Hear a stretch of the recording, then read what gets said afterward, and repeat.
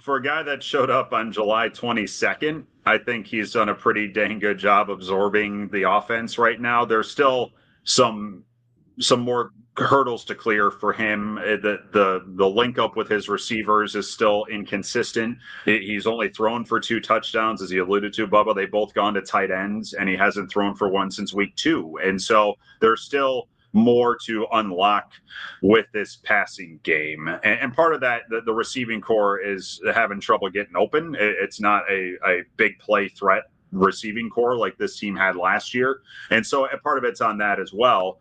But I think he's become more of a dual threat quarterback than even he was expecting he would be coming in, and not because he didn't necessarily think he had the inability to do it, but he only ran for 6 touchdowns, about 400 yards in his time at BYU last year all season, and now he's already near 400 yards and 7 touchdowns on the ground.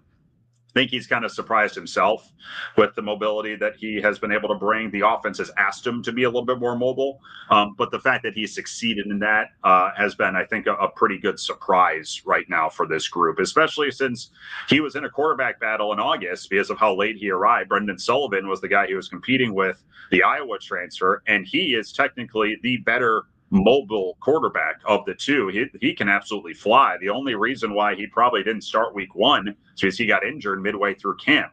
You'll see Sullivan on Thursday. Tulane will run a couple of quarterbacks out there, but Retzlaff's the guy.